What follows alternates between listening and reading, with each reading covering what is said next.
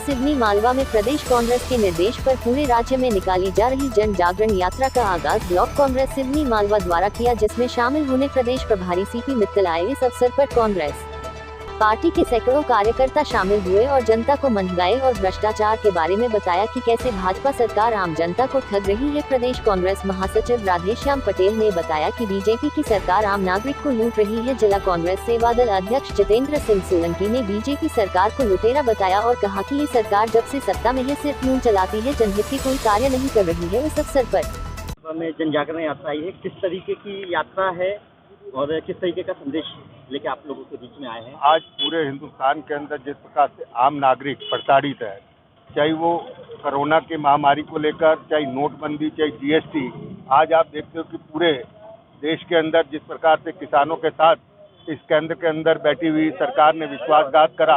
आज हमारे देश के जो युवाओं को रोजगार देने की बात की थी, आज 2 करोड़ लोगों को रोजगार देने की तो बात दूर, जो ये महामारी आई और जो अभी जिस प्रकार के भी सरकार के काम करने के तरीके हैं, अलग अलग बड़े बड़े बिजनेसमैनों को 10-15 लोगों को, चाहे वो 70 साल के अंदर ये बोलते हैं कि जो भारत में सरकार थी उसने क्या करा, वो सरकार ने जो करा था, आज ये सरकार उसको बेचने का काम कर रही है,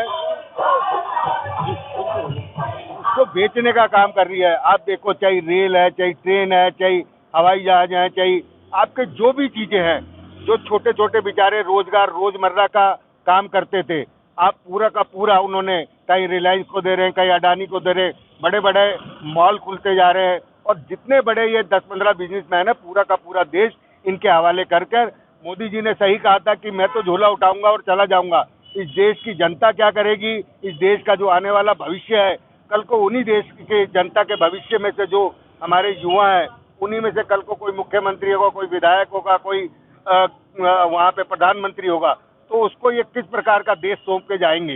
तो हमारी यही मांग है कि जो समस्याएं हैं उनका समाधान करें और आने वाले चुनाव को ना देखते हुए, आज चुनाव को देखते हुए जिस प्रकार से इन्होंने जो हमारे 700 किसान शहीद हुए, उनकी शहादत पे ना बात करते हुए इन्होंने अपने चुनाव को मद्देनजर रखते हुए उसके लिए तीनों काले कानून वापस लेने की बात करते हैं।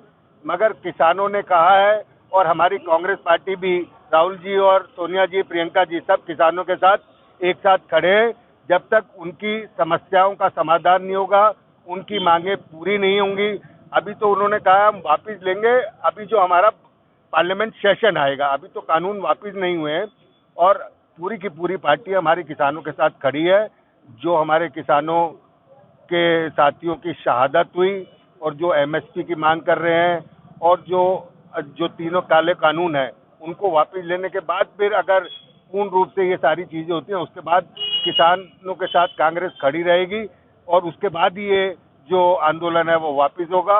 और हमारी इस सरकार से मांग है कि जिस प्रकार से आज गरीब आदमी का रोजी रोटी का खाना मुश्किल हो गया है, महंगाई चरम सीमा के ऊपर है।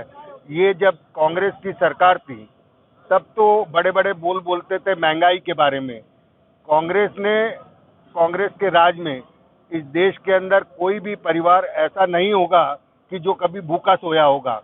आज देश के अंदर जो लोग रोजगार था, जिनका रोजगार तो खुद ही गए, साथ में आज देश के अंदर हर चीज का ये क्रेडिट लेने की बात करते हैं। 80 करोड़ लोगों को कहते हैं हम अनाज दे रहे हैं, ये कोई अपनी जेब से तो नहीं दे रहे, सब केंद्र का पैसा है। सब केंद्र के अंदर चाहे डीजल पेट्रोल, आज डीजल और पेट्रोल के ऊपर से 23 लाख करोड़ रुपया केंद्र सरकार का इकट्ठा हुआ है।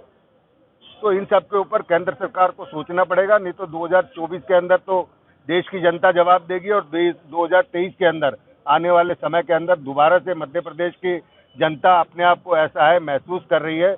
मध्य प्रदेश के अंदर आज कांग्रेस का वातावरण है और दोबारा से मध्य प्रदेश में कांग्रेस की पूर्ण बहुमत के साथ नहीं, बहुत 2/3 मेजोरिटी के साथ कांग्रेस की सरकार बनी। जन जागरण यात्रा है, लोगों को जागरण करने का काम है। आप प्रदेश प्रभारी भी है, तो कांग्रेस के पदाधिकारी और कार्यकर्ता किस तरीके से लोगों के बीच पहुंचकर इन सारे मुद्दों पर जागरूकता लाएंगे? अभी आप देख रहे हो कि 14 तारीख से 29 तारीख तक तो हर ब्लॉक के अंदर जा रहे हैं, मंडल सेक्टर पे जा रहे हैं और ये कार्यक्रम कोई 15 दिन का कार्यक्रम नहीं है जनता के बीच में जागरूकता लाने का। ये लगातार का कार्यक्रम रहेगा कांग्रेस का, चाहे उसका स्वरूप बदलता रहेगा, चाहे आंदोलन का है, चाहे किसी भी तरीके से, चाहे प्रभात फेरी के थ्रू। अभी दिल्ली के अंदर भी एक बड़ा कार्यक्रम करने जा रहे हैं जिसमें राहुल जी, सोनिया जी रहेंगे। अलग अलग तरीके से जनता के बीच में जागरूकता लाने के लिए संपर्क अभियान जनता के साथ कांग्रेस के हमारे ब्लॉक कांग्रेस कमेटी के अध्यक्ष, जिला कांग्रेस कमेटी के अध्यक्ष और जो अभी हमारे मंडल और सेक्टर का निर्माण हो रहा है, वो सभी मिलकर जनता के बीच में जाकर जनता को सारी समस्याओं से अवगत कराएंगे और उनका विश्वास दिलाएंगे कि कांग्रेस की सरकार आएगी तो उनकी समस्याओं का समाधान करेंगे। मध्य धन्यवाद। प्रदेश में देखा जा रहा है कि भारतीय जनता पार्टी आदिवासियों पे ज़्यादा कॉन्सेंट्रेट कर रही है। हबीबगंज स्टेशन का नाम भी रानी कमलापति के नाम से रखा गया है। लगातार आदिवासियों का वोटिंग हासिल करने का प्रयास कर रही है। किस तरीके से आप देखते हैं ये सारी चीज़ें? 2003 से मध्य प्रदेश के अंदर बीजेपी की सरकार है। आज 17 साल बाद उनको बिरसा मुंडा जी की जयंती की याद आई। 17 साल के अंदर तो कभी बिरसा मुंडा जी की याद नहीं आई। कहीं ना कहीं आदिवासी भाई उनसे बहुत ज़्यादा प्रताड़ित हैं। उन्होंने 2018 में भी जवाब दिया था और 2023 के अंदर भी जवाब देंगे। मैंने कहा बीजेपी जनता की बात नहीं करती, सिर्फ आज उनको आदिवासियों की याद आई है सिर्फ उनकी वोटों के कारण। 17 साल में कभी बीजेपी ने प्रोग्राम करा बिरसा मुंडा जी के नाम पे?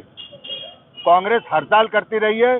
कांग्रेस के साथ आदिवासी हमेशा रहे हैं और आने वाले समय के अंदर कांग्रेस ने ही आदिवासी साथियों के लिए, भाइयों के लिए, बहनों के लिए करा है और दलितों के लिए भी कांग्रेस ने ही करा है और आदिवासी कांग्रेस के साथ पूर्ण साथ के साथ खड़े हैं। आने वाले समय में पंचायत चुनाव होने वाले हैं तो कांग्रेस किस तरीके से पूरे प्रदेश में जाएगी? किसान आंदोलन भी एक फैक्टर रहा। अभी आने वाले जब चुनाव आएंगे वो उसके अंदर